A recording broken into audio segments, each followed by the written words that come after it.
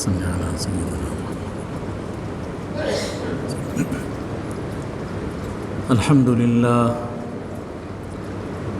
لله وكفى وسلام على عباده الذين اصطفى لا سيما على سيد الرسل وخاتم الأنبياء وعلى آله وصحبه نجوم الهدى. أما بعد فأعوذ بالله من الشيطان الرجيم. بسم الله الرحمن الرحيم. يا أيها الذين آمنوا لا يسخر قوم من قوم عسى أن يكونوا خيرا منهم ولا نساء من نساء عسى أن يكن خيرا منهن ولا تلمزوا أنفسكم ولا تنابزوا بالألقاب بئس الاسم الفسوق بعد الإيمان ومن لم يتب فأولئك هم الظالمون. صدق اللہ مولانا العظیم. حاضرین گرامی قدر، گزشتہ جمعہ سورہ الحجرات کی آیت نمبر 10 کے بارے میں چند باتیں عرض کی گئی تھیں. قرآن اور حدیث کی روشنی میں حاصل یہ تھا کہ اللہ نے قرآن مجید میں سب اہل ایمان کو آپس میں بھائی قرار دیا ہے کہ سب مومنین ایک دوسرے کے بھائی ہیں. ان کے درمیان ایمانی اخوت ہے، اسلامی رشتہ ہے. اور حضور اکرم صلی اللہ علیہ وسلم نے یہ فرمایا تھا کہ سب اہل ایمان ایک جسم کی طرح ہے، اور یہ بھی فرمایا کہ ایک عمارت کی طرح ہے. آج سورہ الحجرات کی آیت نمبر 11 ہمارے سامنے ہے. اس میں اللہ تعالیٰ نے ان 3 سماجی برائیوں کا ذکر فرمایا ہے جو ایمانی اخوت کو ختم کرتی ہیں، ایمانی رشتے کو کاٹ دیتی ہیں، آپس میں دشمنی پیدا کرتی ہیں. وہ 3 خرابیاں جو اسلامی اخوت کی عمارت میں دراڑ ڈال دیتی ہیں، وہ 3 برائیاں جو اسلامی جسد کو، جسد ملی کو زخمی کر دیتی ہیں، ان 3 برائیوں کا اللہ نے آیت نمبر 11 الحجرات میں بیان فرمایا ہے.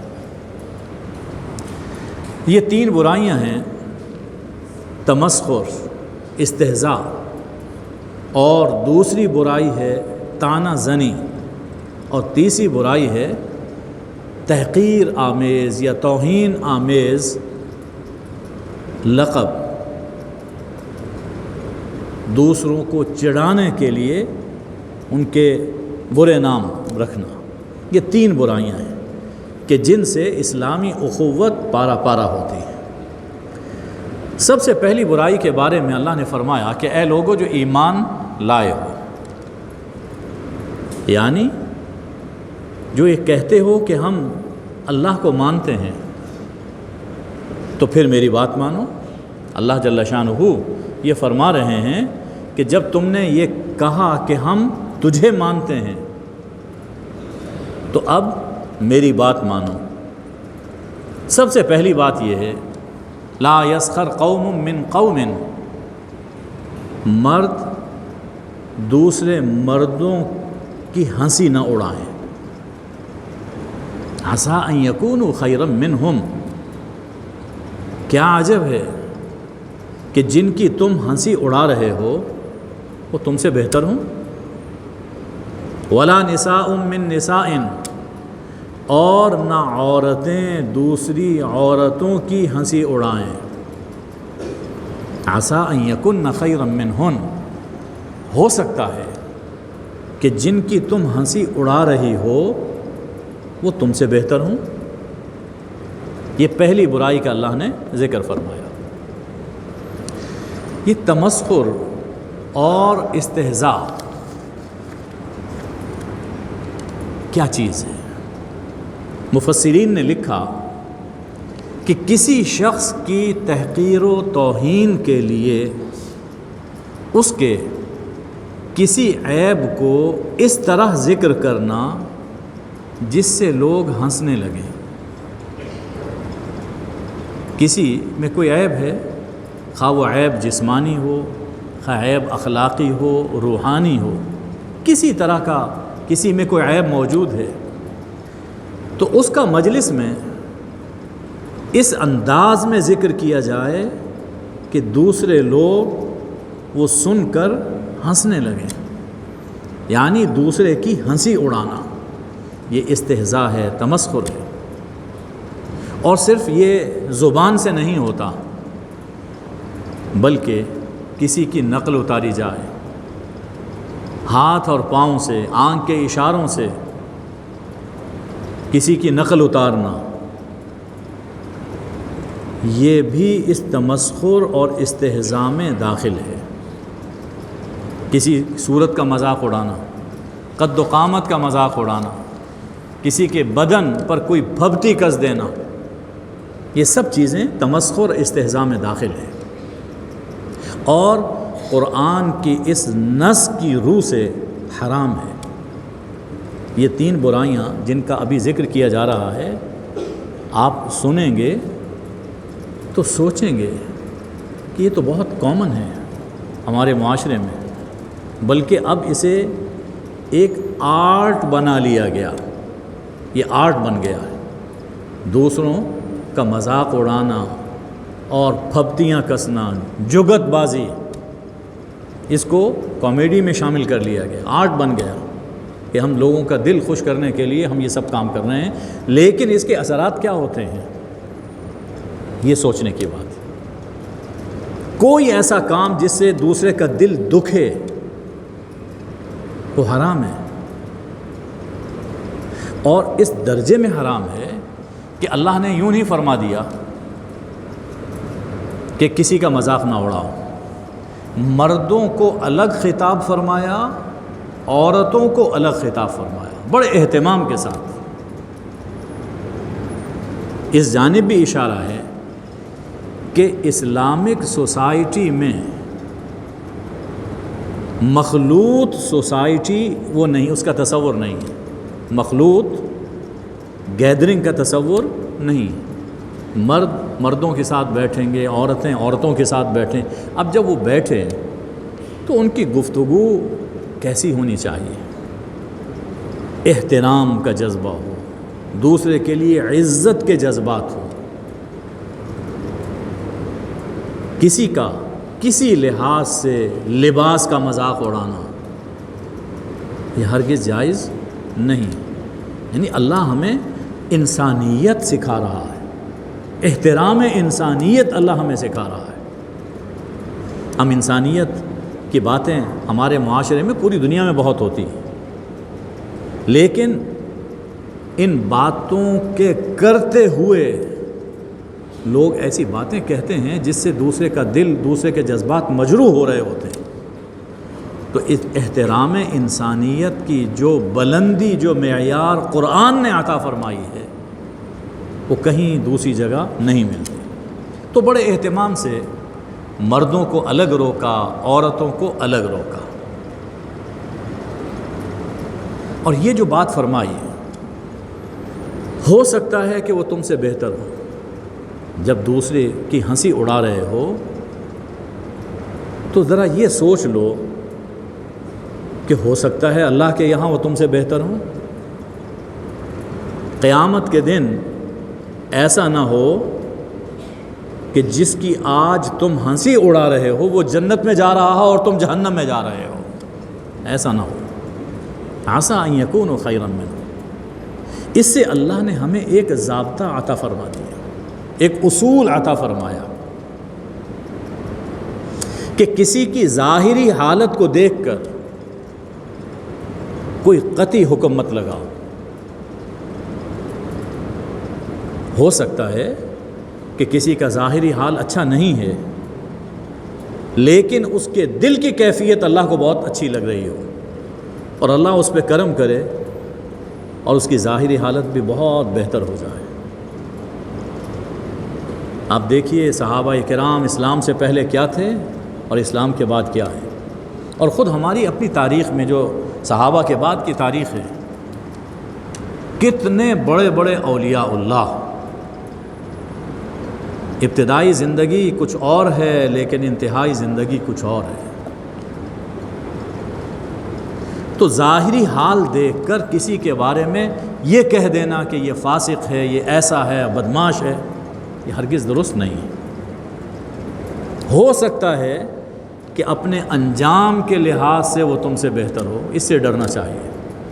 اور مزہ یعنی ایک تو ہے کہ خیر خواہی کے طور پر کسی کو کوئی بات کہی جائے، اس میں مذائقہ نہیں، لیکن ہنسی اڑاتے ہوئے جب کوئی بات کہی جاتی ہے جس میں دوسرے کی تحقیر مطلوب ہو، دوسروں کو گھٹیا، معاشرے میں گھٹیا بنایا جائے، تو اس کا انتقام اللہ کے یہاں سے بہت بڑا ہوتا ہے.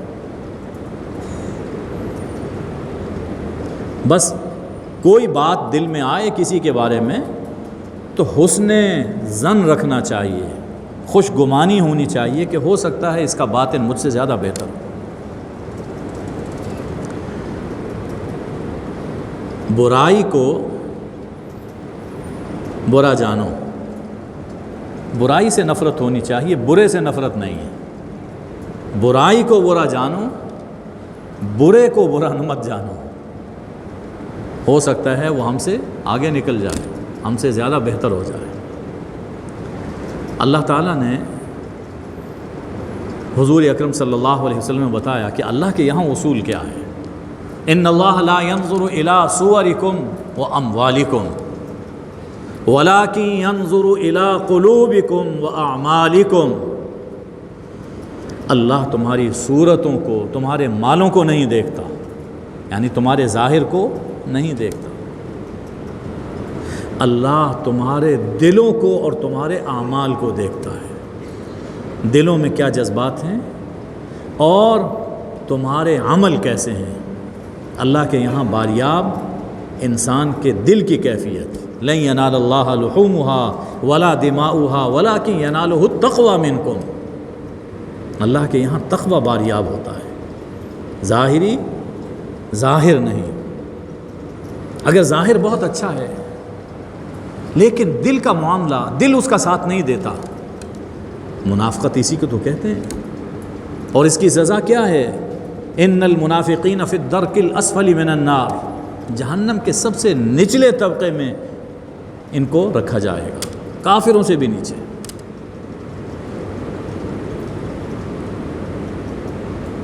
تو ظاہر دیکھ کر کسی کے بارے میں قطعی فیصلہ کر دینا یہ غلط ہے.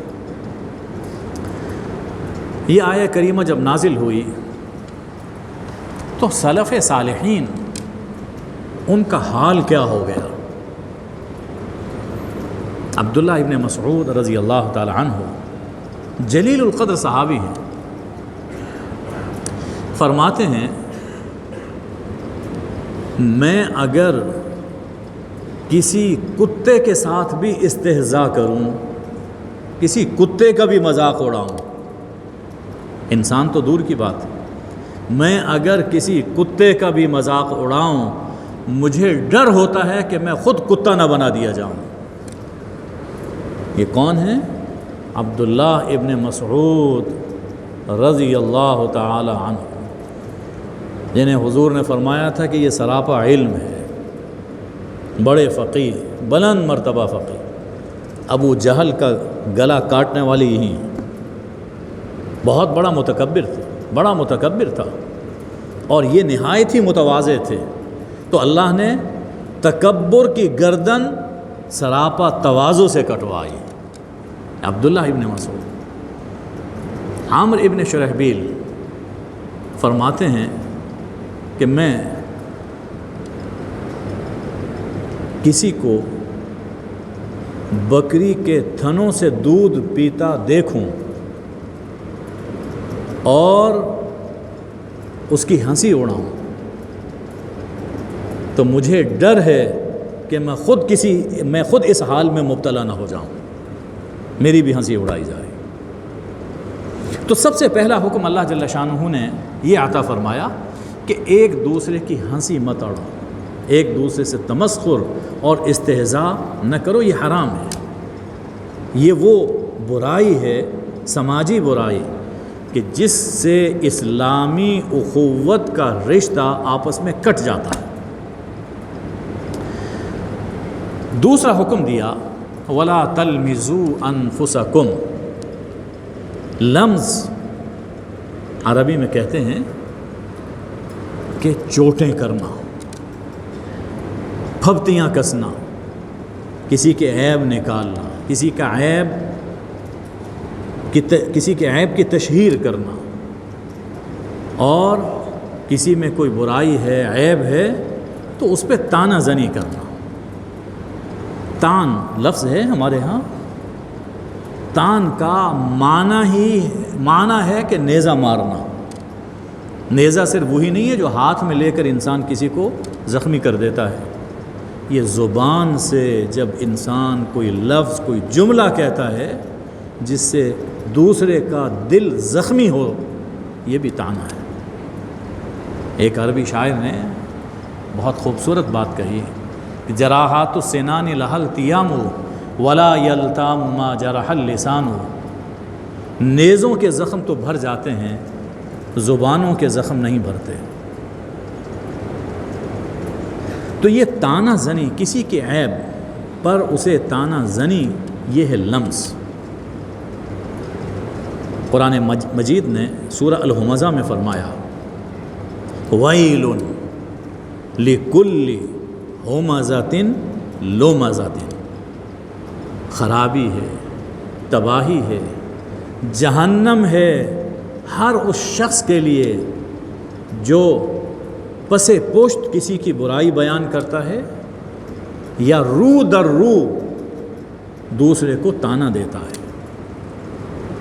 خواہ غیبت کرے، عیب چینی کرے، پس پشت کرے یا رو برو کرے، تو فرمایا کہ اس کے لیے جہنم ہے۔ اور یہاں یہ فرمایا کہ وَلَا تَلْمِزُوا أَنفُسَكُمْ، ایک دوسرے کی عیب چینی نہ کیا کرو، ایک دوسرے پر تانا زنی نہ کیا کرو، ایک دوسرے کو تانے مت دیا کرو۔ وَلَا تَلْمِزُوا أَنفُسَكُمْ،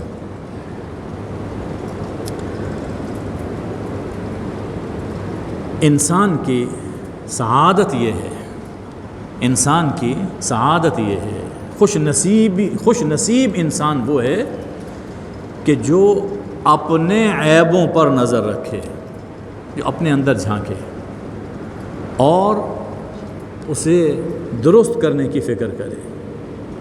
اپنا لباس تار تار ہے یہ نہیں دیکھتا، لیکن یہ دیکھتا ہے کہ فلاں کے لباس میں پھٹن ہے اور وہ بتاتا ہے، اس پہ تانے دیتا ہے۔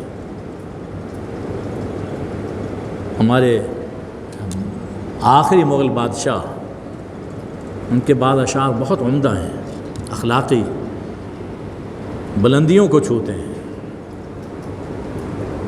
فرماتے ہیں بہادر شاہ ظفر، نہ تھی حال کی جب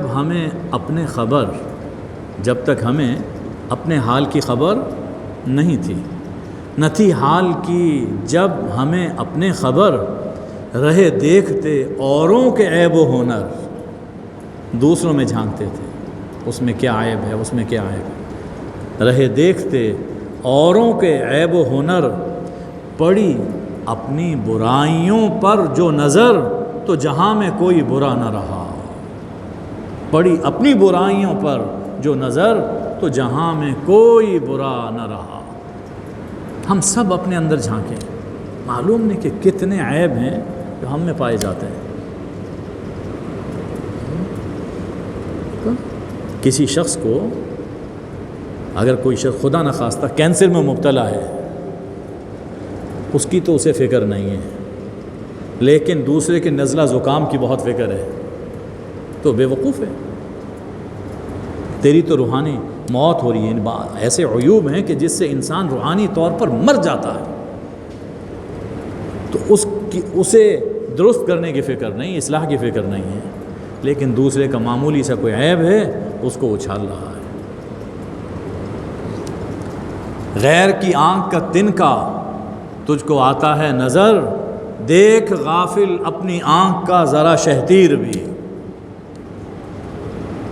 اصل میں طبیعتیں مختلف ہوتی ہیں، طبیعتیں مختلف ہوتی ہیں۔ اچھی طبیعت اچھی چیز تلاش کرتی ہے، اور بری طبیعت بری چیز تلاش کرتی ہے۔ دیکھیے شہد کی مکھی ہے، اسے آپ کبھی نہیں دیکھیں گے کہ وہ گندگی پر بیٹھے، کبھی نہیں دیکھیں گے، ہمیشہ پھلوں پر پھولوں پر بیٹھتی ہے، رس چوستی ہے اور شہد تیار کرتی ہے۔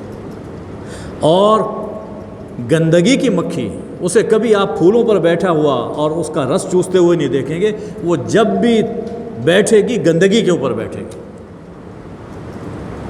یہ اللہ نے جتنی چیزیں پیدا کی ہیں، کوئی چیز ان میں بے فائدہ نہیں۔ ہر جانور، ہر پرندے، اس میں ہمارے لیے سبق ہے۔ تو شہد کی مکھی اور گندگی کی مکھی میں ہمارے لیے سبق ہے کہ اپنی طبیعت کو درست کرو، اپنی طبیعت شہد کی مکھی جیسی بناؤ۔ ہر برے آدمی کے اندر بھی کوئی نہ کوئی خوبی موجود ہوتی ہے، اگر ہم اچھے ہیں، ہماری طبیعت اچھی ہے تو اس خوبی کو تلاش کرے گا۔ اور کوئی بہت اچھا ہے لیکن اس میں کوئی نہ کوئی خامی تو ہوتی ہے، بے عیب ذات تو صرف اللہ کی ہے، اللہ کے رسول ہیں، وہ معصوم ہیں۔ اگر اپنی طبیعت خراب ہے تو ہزار خوبیوں کو نظر انداز کر کے اس کی نظر کس پر پڑے گی؟ اس کی کسی خامی پر پڑے گی۔ تو ضرورت ہوتی ہے کہ اپنی طبیعت کو درست کیا جائے۔ ایک عربی شاعر کہتا ہے کہ وَفِيكَ عُيُوبٌ وَلِلنَّاسِ أَعْيُنٌ۔ جب انسان دوسروں کے عیب بیان کر رہا ہو تو یہ سوچنا چاہیے کہ عیوب تمہارے اندر بھی ہیں، اور لوگوں کی آنکھیں ہیں۔ تم اگر دوسروں کے عیب بیان کر سکتے ہو تو لوگ بھی تمہاری برائیوں کو اچھال سکتے ہیں۔ تو دوسری خرابی اللہ نے بیان فرمائی، کسی کے عیب کی تشہیر کرنا اور کسی کو عیب کی وجہ سے تانے دینا، یہ وہ برائی ہے جو جسد ملی کو زخمی کر دیتی ہے، اس سے بچنا ضروری ہے۔ تیسری برائی اللہ نے ذکر فرمائی، وَلَا تَنَابَزُوا بِالْأَلْقَابِ۔ ایک دوسرے کو توہین اور تحقیر آمیز ناموں سے، لقبوں سے مت پکارو۔ دوسروں کے ایسے نام نہ رکھو جس سے جو دوسروں کو ناگوار گزرے۔ چڑھانے کے لیے کسی کا نام رکھ دینا، فرمایا یہ حرام ہے، قرآن کہتا ہے یہ حرام ہے۔ اور یہ ایسی برائی ہے جسے ہم سب نے ایک خوبی سمجھ کر قبول کیا ہوا ہے۔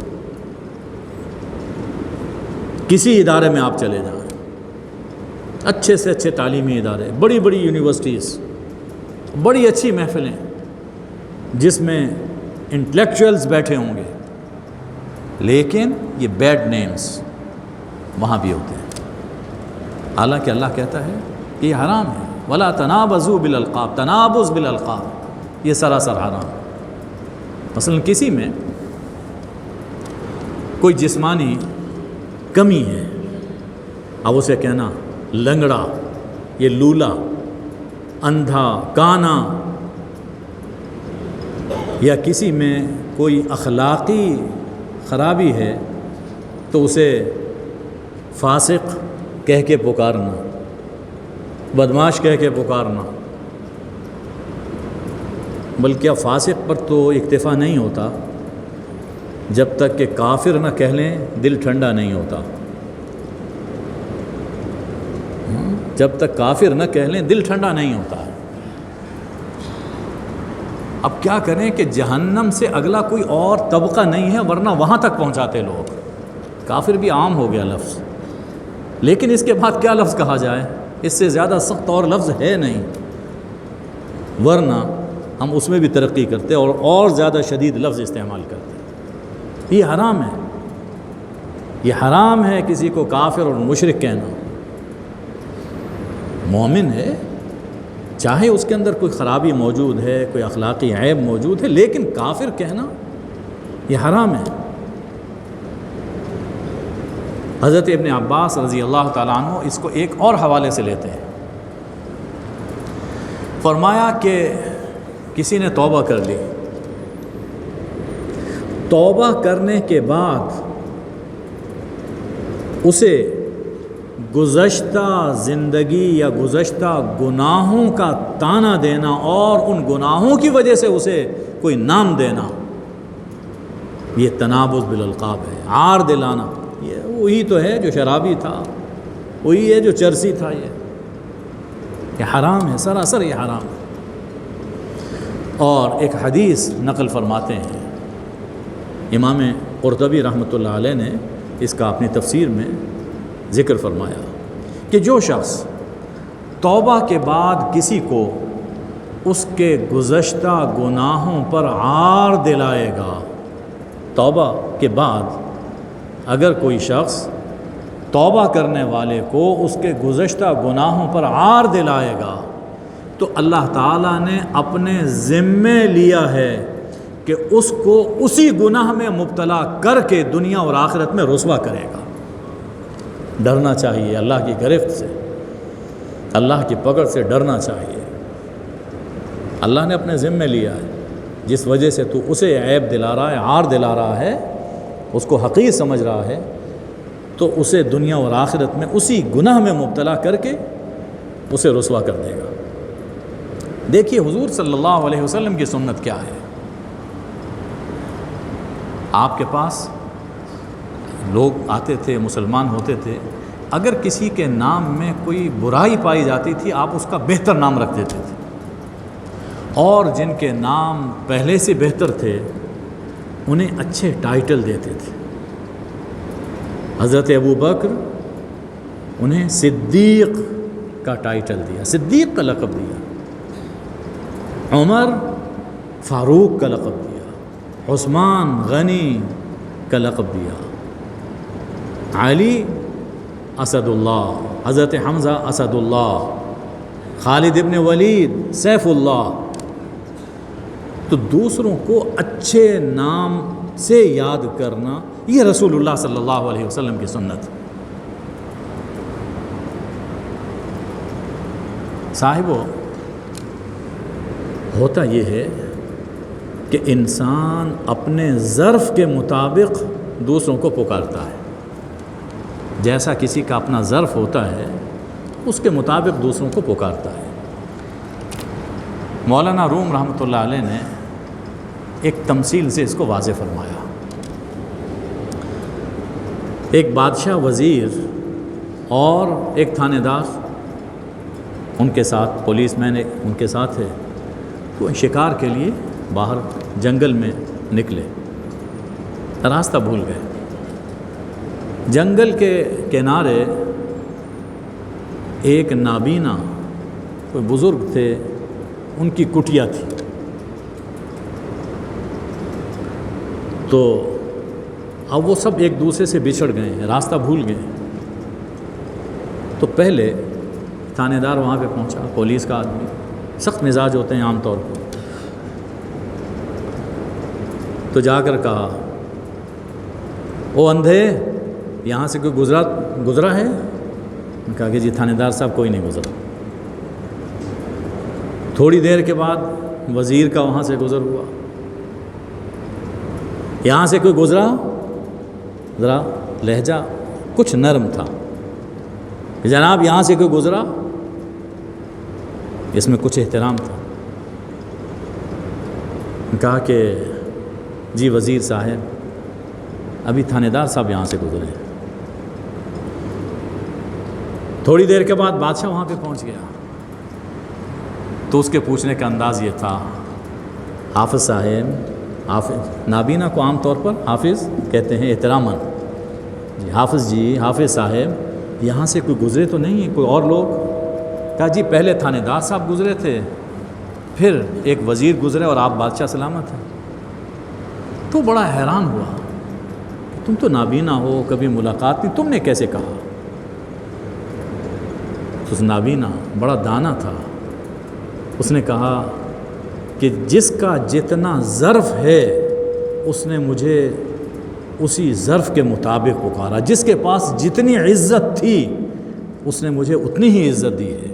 آپ بادشاہ ہیں، سب سے بڑے ہیں، عزت مند ہیں، آپ نے مجھے اپنے ظرف کے مطابق پکارا۔ وزیر آپ سے کم تر ہے، میں نے پہچان لیا کہ یہ وزیر ہی ہوگا، اور جس نے مجھے اوئے اور ابے کہہ کے پکارا میں نے پہچان لیا کہ یہ کون ہوگا۔ تو صاحب وہ بات یہ ہے کہ انسان جب کسی کو برا نام دیتا ہے، برے لقب سے یاد کرتا ہے، تو وہ جس کو برا کہہ رہا ہے وہ برا نہیں بنتا، بلکہ انسان خود اپنے ظرف کو ظاہر کر رہا ہوتا ہے کہ میں اندر سے کیا ہوں۔ الاناء یترشح بما فیہ، پانی میں، برتن میں جو ہوتا ہے وہی چھلکتا ہے، برتن میں جو ہوتا ہے وہی چھلکتا ہے۔ اور وجہ ان تمام عیوب کے حرام ہونے کی یہ ہے کہ اس سے دوسرے کا دل دکھتا ہے، ایذا اور اذیت حرام ہے۔ قرآن مجید نے فرمایا کہ والذین یؤذون المؤمنین والمؤمنات بغیر ما اکتسبوا فقد احتملوا بہتانا واثما مبینا، جو مومن مردوں اور عورتوں کو ناکردہ گناہ پر اذیت دیتے ہیں، یہ اپنے اوپر بہتان اور بڑے گناہ کا بوجھ اٹھا رہے ہیں۔ کسی کو اذیت دینا، تنگ کرنا، یہ سراسر حرام ہے۔ وہ ایک ہندی شاعر، اب شعراء آج یاد آ رہے ہیں، تلسی، ان کا بڑا اچھا شعر اور حدیث کا مفہوم انہوں نے بیان کیا۔ تن کر من کر بچن کر دیت نہ کاہو دکھ، تلسی پاتک جھڑ پڑیں دیکھت جن کا مکھ۔ اپنے جسم سے، اپنی زبان سے اور اپنے دل سے کسی کو دکھ نہ پہنچاؤ۔ اور جو شخص ایسا ہوتا ہے وہ اللہ کا اتنا پیارا ہوتا ہے کہ اس کا چہرہ دیکھ کر انسان کے پاتک، انسان کے گناہ جھڑ جاتے ہیں، وہ اتنا پیارا ہوتا ہے۔ حضور صلی اللہ علیہ وسلم نے فرمایا تھا المسلم من سلم المسلمون من لسانہ و یدہ، مسلمان وہ ہے جس کی زبان اور ہاتھ سے دوسرے مسلمان محفوظ رہے۔ صاحبو، اس آیہ کریمہ سے معلوم ہوا کہ تمسخر، عیب چینی، طعنہ زنی اور نام بگاڑنا بذات خود عیب ہیں، یہ بذات خود عیب ہیں۔ انسان یہ سمجھتا ہے کہ میں دوسرے کی شخصیت کو مجروح کر رہا ہوں، لیکن عین اس وقت جب وہ دوسرے کی ہنسی اڑا رہا ہے، مذاق کر رہا ہے اور کسی برے لقب سے یاد کر رہا ہے، تو عین اس وقت خود اس کی اپنی شخصیت مجروح ہو رہی ہوتی ہے۔ اس کی زبان کی لپٹیں دوسرے تک پہنچنے سے پہلے خود اس کی ذات کو جھلسا رہی ہوتی ہیں، اور یہ اپنی دہکائی ہوئی آگ میں خود جلتا ہے، اور قیامت کے دن بھی اس کو آگ میں جلنا پڑے گا۔ وما علینا الا البلاغ۔